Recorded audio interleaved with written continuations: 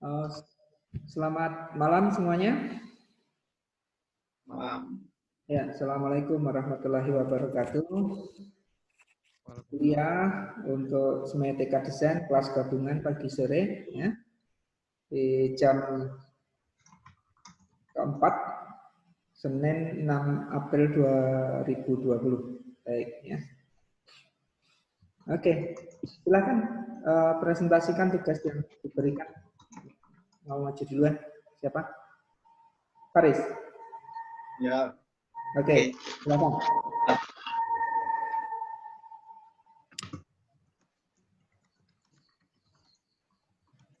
Yang video itu kan? Ya.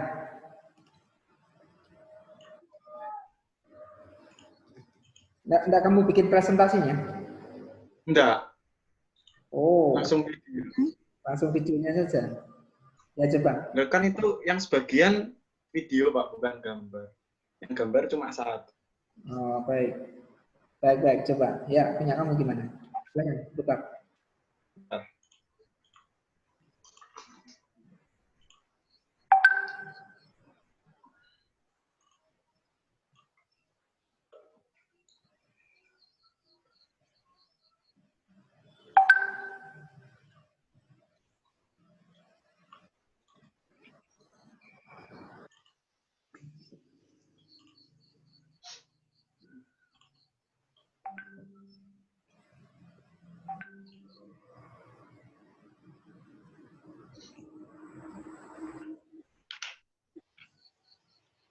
Macet. Macet. Belum.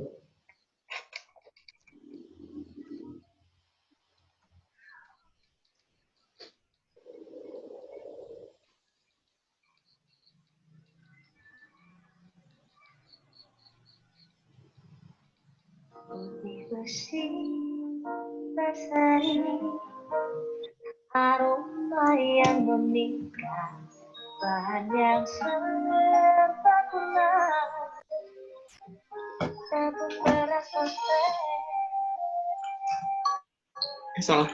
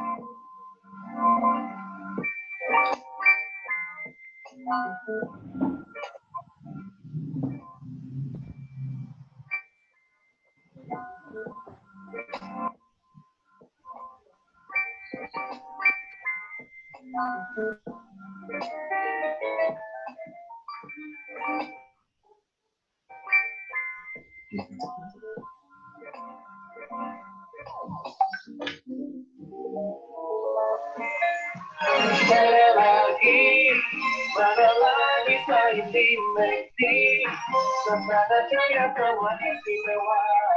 Mana lagi selain dimeti. Guys. Udah. Oke, ya. Jadi kalau presentasi menggunakan video di sini berat ya, jadi terputus-putus tidak bisa. Maka Kalian presentasikan dalam bentuk PPT pada screenshot-nya saja, ya. Nanti diterangkan saja, ya. Kalau di dalam diskusi kita. Ya. Tapi kalau untuk tugasnya tentu nanti akan diupload link YouTube-nya kamu kirimkan ke Classroom ya. Ini Pak Edi belum kasih tugasnya ya. Nanti Pak Edi kasih. Ya. Nanti link YouTube-nya dikasih. Model classroom-nya, Apa? model classroom yang semiotika saya belum join. Kamu belum masuk, belum join. Baik, nanti Ya. dilihat di apa namanya di grup ya, di grup. Ya. Baik. Ada yang gimana tadi? Apa tugas kamu gimana? Coba kamu terangkan saja. Ada berapa tanda di dalam kota? Siapa? Saya, Pak. Nah, Slide-nya yang PPT. yang bukan, yang ini tadi belum kamu bikin PPT-nya kan? Ya, belum. Belum, ya, ya. Sekarang lisan saja. Tadi coba ada berapa tanda tadi? Tadi ada 4. 4. Padahal Yang pertama itu, tugasnya 5. ya satunya masih belum. Oke. Oke, silakan. Pertama Coba. tugu Tugu apa? tugu perbatasan kota.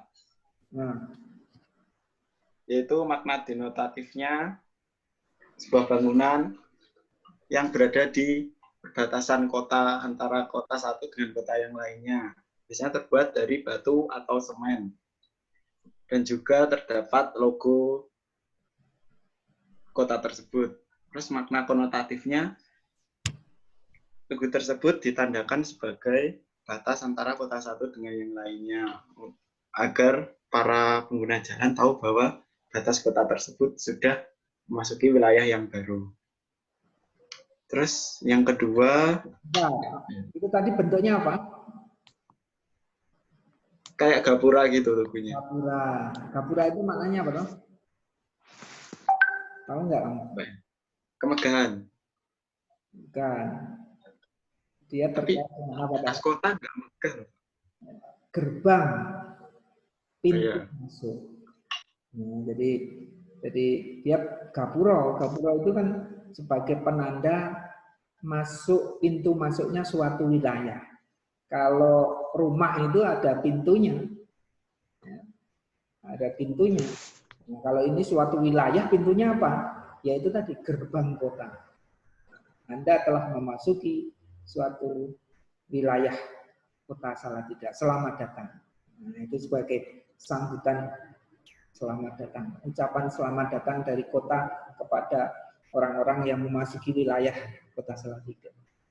Di situ disimbolkan dengan apa namanya gapura, gerbang pintu masuk kota, ya, gerbang pintu masuk kota itu itu penanda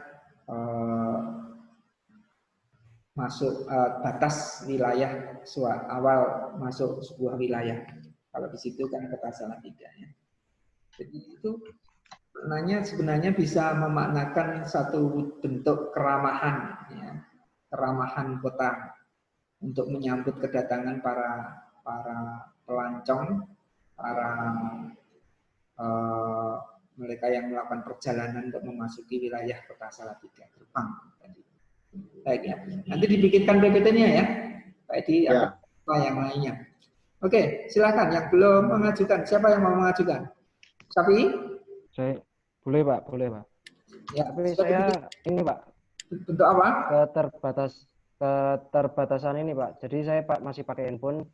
Saya arahkan kameranya ke komputer saja ya Pak. Ya, silakan. Nggak mengapa. Baik.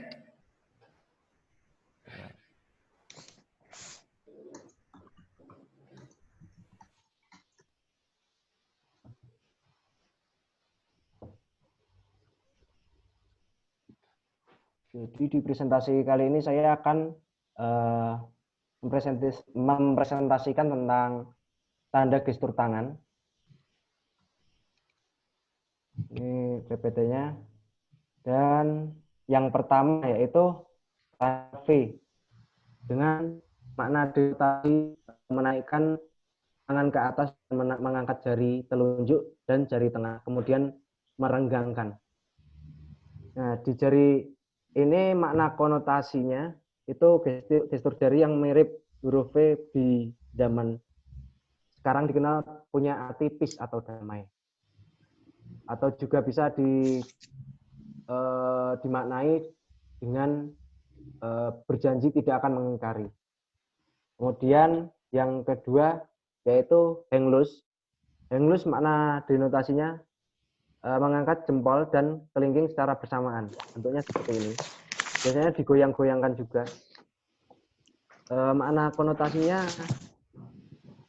gestur ini sangat populer di zaman sekarang dan memiliki beberapa teori soal asal-muasalnya. Tapi yang jelas gestur ini berasal dari suatu tempat di Hawaii yang bilang gestur ini berawal dari seseorang asal Hawaii yang kehilangan bernama Hamana Kalili yang kehilangan 3 jarinya dalam kecelakaan di pabrik gula tempatnya bekerja.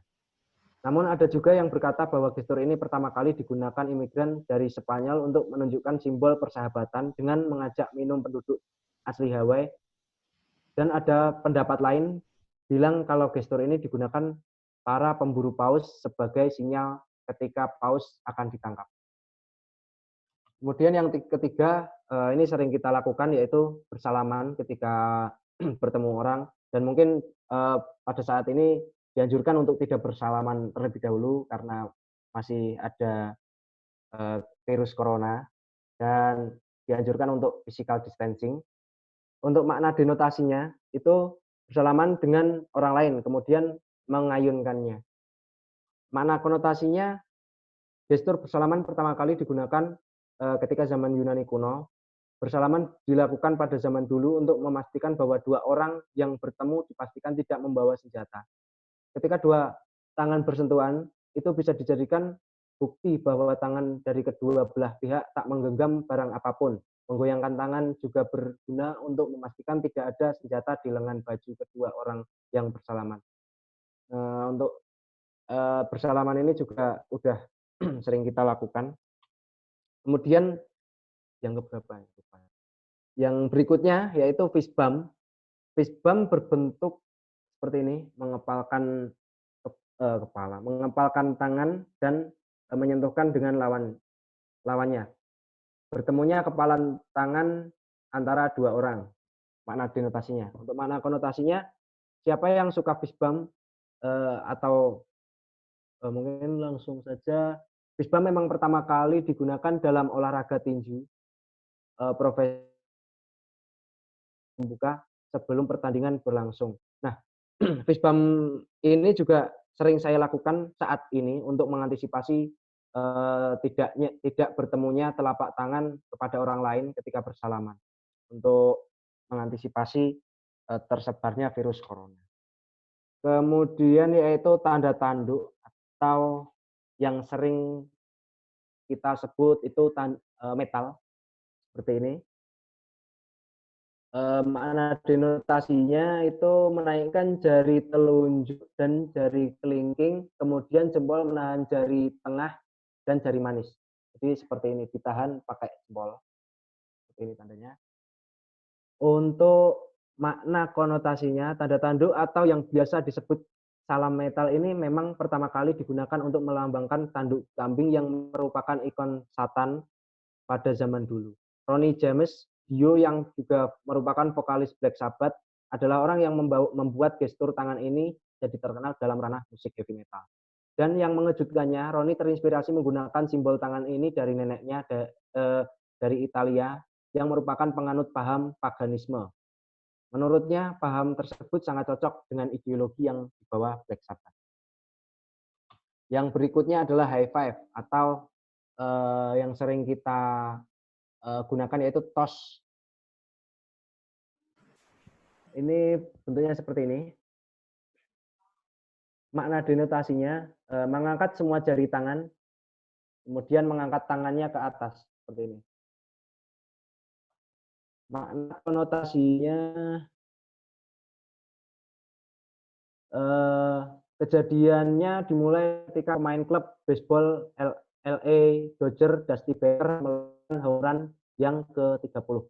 Dusty Baker mengangkat tangannya ke langit sebagai perayaan, dan Bart yang merupakan teman satu tim Baker kemudian mendekatinya dan secara refleks melakukan high five. Karena menganggap hal itu keren, mereka berdua meneruskan kebiasaannya high five hingga gestur tersebut terkenal hingga sekarang. Kemudian ada hormat. Seperti yang biasa kita lakukan, hampir mirip juga ini. Jadi makna denotasinya meletakkan tangan tepat di pelipis dengan naikkan semua jari kemudian dirapatkan, siku membentuk sudut 45 derajat. Untuk makna konotasinya, salam hormat pertama kali digunakan kesatria Prancis pada abad pertengahan. Mereka melakukan hormat untuk menyapa satu sama lain dengan menaikkan penutup mata mereka. Seiring berkembangnya waktu, dunia militer juga melakukan salam hormat tersebut dengan membuka helm atau topi yang digunakan. Karena untuk membuka dan menggunakan kembali topi dinilai terlalu merepotkan, maka salam pun diubah menjadi lebih sederhana. Ya, mereka cukup menyentuh topi yang mereka gunakan. Kemudian ada jempol. Ini makna denotasinya, menaikkan jempol ke atas dan melipat ke 4 jari selain jempol ke dalam. Seperti ini bentuknya.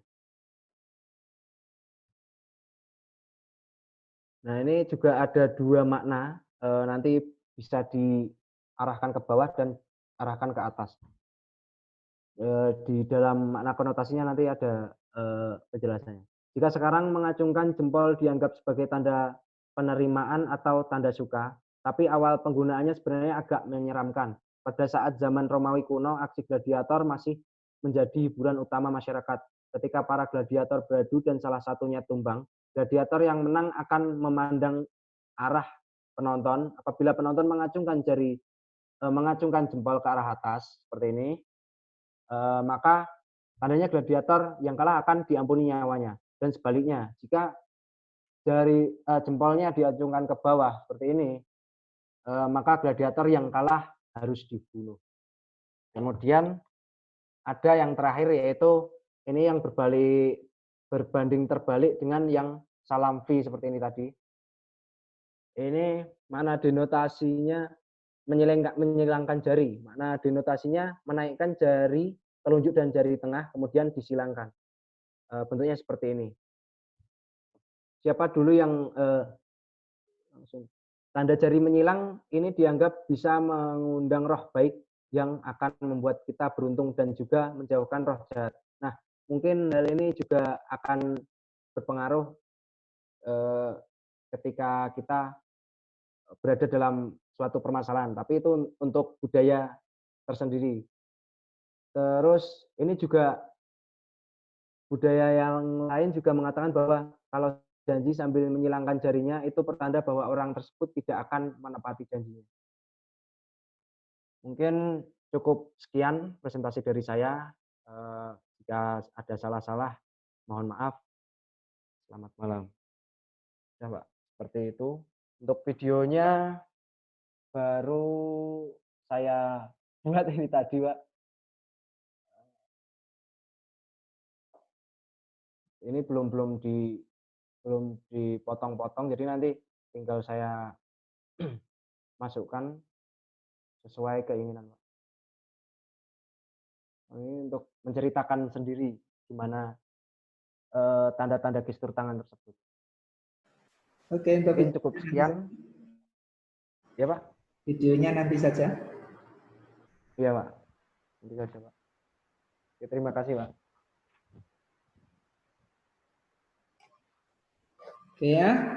Jadi itu tadi cukup bagus ya. Jadi dalam menjelaskan maknanya, Saudara Syafi'i tadi menggunakan referensi. Jadi dikaitkan dengan historisnya, kemudian juga maknanya yang selain makna dirinya sendiri atau konotasi. Jadi konotasi itu adalah makna selain dari dirinya sendiri. Itu bagus, ini nanti untuk yang lainnya yang bisa disempurnakan dulu ya. Jadi jadi tugas kalian itu untuk yang ini ya, diperpanjang. Ini kan belum Pak Edi kasih waktu ya, belum kasih link tugasnya. Nanti tugasnya itu presentasinya dalam bentuk PPT harus dibikin ya. Kemudian yang kedua adalah videonya nanti ya. Videonya kalian upload di YouTube ya. Nanti linknya dimasukkan ke Classroom ya. Kemudian nanti juga link-linknya itu akan kita bagikan ke yang lain. Jadi subscribe, termasuk punya Pak Edi, di subscribe itu ya, subscribe gratis. Ya Pak, siap. Nanti punyamu juga kalau kamu ngadukan link Pak Edi, nanti kamu tak subscribe, tak jempoli, jadi biar saling mungkin nanti ke depan ya coba dikembangkan YouTube channel kamu juga ya. Itu juga bagian dari media ekspresi kita untuk mengkomunikasikan kompetensi kita dan juga barangkali ya bisa berkembang gitu ya.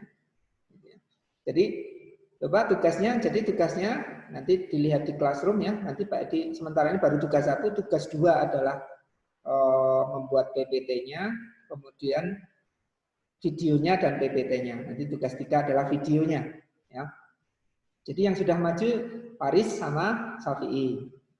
Minggu depan begini, minggu depan karena jumlahnya banyak, mungkin presentasinya karena kita batasi untuk dialog diskusi kita itu hanya 30 menit saja untuk yang streamingnya ya.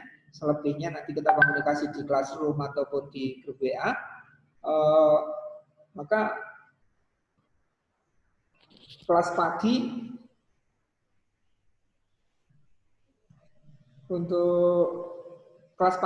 mulai minggu depan ada kelas pagi ya. Kelas pagi kita buka kelas pagi supaya nanti diskusinya di pagi hari ada, di sore hari ada itu ya. Di kelas pagi akan mengikuti di kelas pagi sebagian, kalau tidak bisa gabung di pagi ya bisa gabung di sore. Nah, nanti supaya jumlah pesertanya juga waktu presentasi bisa lebih banyak lagi, diskusinya bisa lebih seru lagi ya. Karena kita bisa mendengarkan paparan tadi yang cukup mencerahkan tadi dari Safi'i tadi cukup bagus. Termasuk yang simbol tadi yang paganisme ini, metal ini ya, Black Sabbath. Ini sebenarnya kalau kita ini simbol dari paganisme, satanisme ya, penyembah setan. Yang itu kalau dimaknai sebenarnya naudzubillahi min dzalik, terpujilah setan gitu ya. Ya itu makna ya, walaupun sekarang maknanya bisa bergeser salam metal misalnya ya. Nyatanya PDIP menggunakan salam metal, maknanya bergeser, tidak lagi itu tadi makna satanis dan panik tadi, tapi sekarang salam metal, salam anak-anak, salam keren biasanya. Salam keren gitu ya. Kalau nggak metal nggak keren biasanya. Jadi maknanya bergeser. Walaupun setelah historis tidak bisa menafikan bahwa itu adalah simbol dari satanis asal muasalnya. Maka kita juga perlu hati-hati. Ya. Jadi misalnya ada yang mencoba dulu mengangkat palu arit itu menjadi satu logo yang keren, gitu ya. Lalu dipakai untuk entah sengaja atau tidak, kenyataannya itu dipakai di kaos. Ya dulu ya. Ini sebagaimana mungkin Rasta ataupun simbol kebebasan dari Che Guevara, simbol perlawanan gitu ya. Itu kemudian diangkatlah palu arit itu lah. Kalau di Indonesia ya sensitif, dicekal polisi. Karena konotasinya ya tetap Partai Komunis. Ya. Kita tidak bisa menafikan bahwa lambang palu arit itu adalah Partai Komunis Indonesia, dulu PKI ya. Ditangkap polisi. Jadi jangan salahkan ketika orang juga menerjemahkan makna dari tanda tadi sesuai dengan interpretasi yang disepakati, karena simbol itu adalah berdasarkan konvensi kesepakatan. Ya, jadi kamu harus memahami itu bahwa makna suatu simbol itu memang tidak terkait langsung dengan denotasinya belaka. Ya, tapi orang harus hati-hati karena itu ada makna konotasi yang lain. Kalau mungkin di Amerika sekarang pakai simbol Nazi, ya mungkin biasa mereka ya. Simbol Nazi gitu ya. Tapi itu sensitif dulu ketika makna dari simbol Nazi itu pada waktu Perang Dunia Kedua. Sebagaimana di Indonesia belum hilang itu pemaknaan Palu-Arit itu sebagai lambang dari sebuah partai terlarang yang melukai sejarah kelam bagian dari sejarah Indonesia. Nah, termasuk simbol-simbol yang itu, maka Pak Edi juga kadang-kadang anak-anak muda ini tidak paham, mereka menggunakan simbol-simbol begitu, lalu akhirnya mereka menggunakan kaos-kaos yang sebenarnya kaos-kaos propaganda. Ya.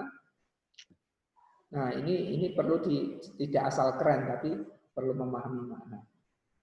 Nah, kamu juga dalam mengkomunikasikan secara visual juga begitu, gunakanlah lambang-lambang atau simbol-simbol yang punya makna konotasi ataupun denotasi yang diharapkan. Jadi ternyata lambang itu ada denotasi. Nanti tugas berikutnya sebenarnya kamu siapkan saja ya. Ini Pak Edi hanya memberitahu dulu ya bahwa nanti kita akan membuat ikon. Apa ikon? Berdasarkan apa ikon? Apa Sabto ikon? Ciri fisik. Ciri khas, ciri fisik, suatu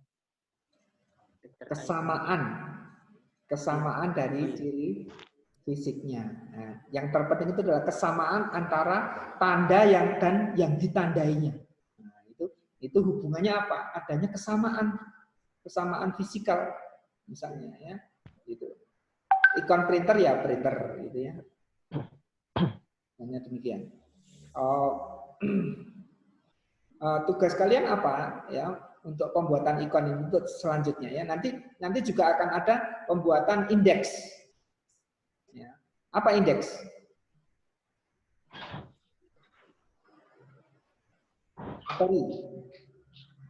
Indeks. Kemarin tugas 1 kan membuat pengertian indeks ikon sama simbol. Matori. Bagaimana salah satu bentuk tanda itu dalam indeks? Berkenaan dengan apa? Hubungannya bagaimana antara tanda dan yang ditandainya? Matori? Halo? Nggak nyambung. Rudi? Indeks? Ada yang tahu? Kalau indeks apa?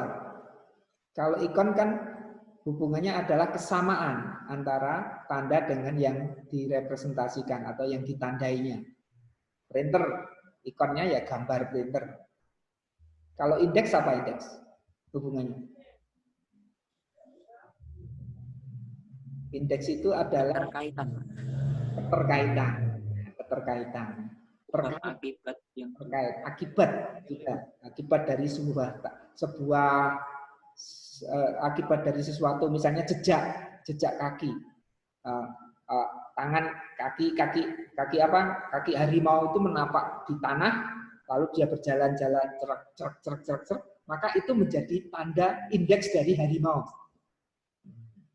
Kalau perempuan indeksnya apa? Perempuan apa? Pink. Ya. Warna pink. Warna pink itu simbol. Nah, itu simbol. Kalau indeksnya tadi terkait atribut kelengkapan. Kalau wanita apa kelengkapannya? Rok. Pakai rok. Lipstick. Jadi lipstick itu indeks dari wanita. Kalau tentara indeksnya apa? Jadi suatu tanda yang baret, Pak. Apalagi? Baju dureng, senjata, granat, pistol. Itu adalah sebuah atribut dari tentara. Ya, kamu bisa membuat tanda terhadap prajurit atau misalkan kenapa laskar. Laskar itu kalau kuno kan simbolnya ada, misalnya itu laskar itu ada pedangnya begitu ya, atau sekarang AK-47. Nah, itu kan apa? Itu indeks dari sebuah prajurit, tentara atau prajurit. Nah, itu atribut indeks. Ya. Jadi kalau simbol itu adalah tadi kesepakatan, tadi warna pink. Kenapa pink itu adalah perempuan? Ya, kita sepakat bahwa ciri feminis itu adalah kita gunakan tandai warna pink. Kalau maskulin apa maskulin? Maskulin. Hitam. Ya hitam, tapi kebanyakan apa? Kalau kamu produk bayi itu disimbolkan dengan warna apa? Kalau bayi laki-laki? Biru. Ya, biru. Jadi kalau kamu itu cari produk bayi, maka kalau untuk laki-laki itu warna biru. Itu sudah kesepakatan dunia bahwa maskulin itu biru. Ya. Jadi produk bayi yang botol pink ya itu untuk perempuan. Walaupun sebenarnya isinya podo wae mungkin, tapi itu hanya strategi produk brand membangun cita produk untuk segmentasi tertentu. Untuk bayi laki-laki, ini produk bayi perempuan. Maka color brandnya adalah biru dan merah. Baik, ya. Oke, saya kira cukup demikian dulu ya. Jadi mulai minggu depan kita masih satu sesi untuk mempresentasikan kamu bikin PPT untuk video kamu, kemudian video kamu bikin klik ya di YouTube, nanti dimasukkan ke tugas 3, kalau PPT-nya ke tugas 2. Kemudian nanti tugas 4 siapkan membuat ikon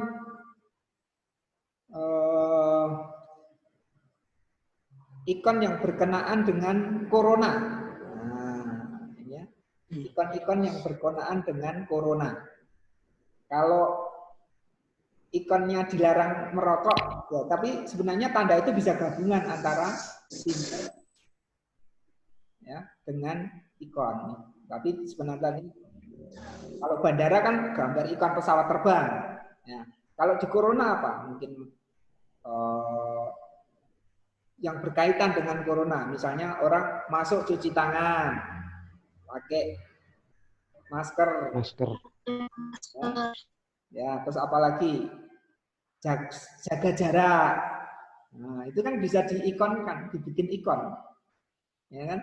Jaga jarak, antri, social distance. Nah, itu kamu coba kembangkan nanti untuk tugas 4 adalah ikon. Ya. Ini berarti mencari ya, Pak? Mencari yang sudah. Membuat. Jadi yang tematiknya adalah pandemi corona. Ya, tadi kan social distance. Misalnya pakai masker, jaga jarak, ya, cuci tangan. Itu ikonnya seperti apa? Ikon itu kan kesamaan tadi.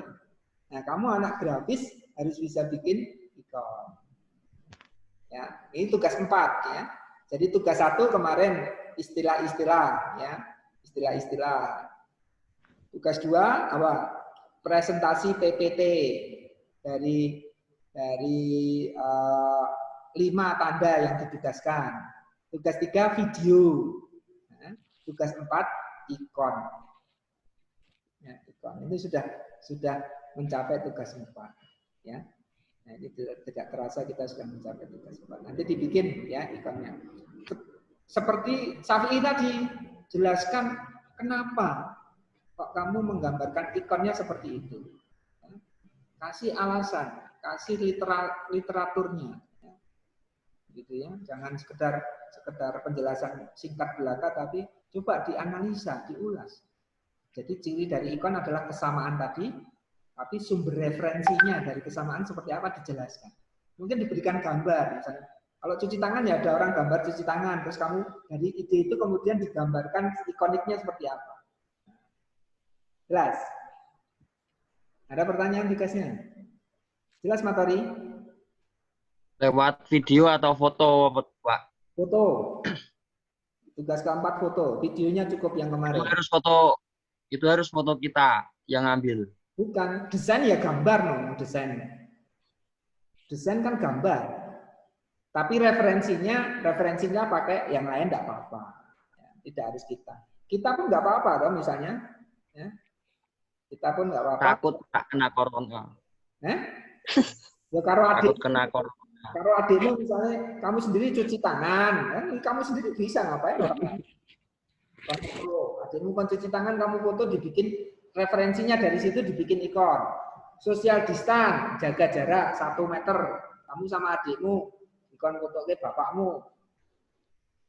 Misalnya contohnya Pak Adik, depok tangan 1 meter jarak. Ini kan bisa.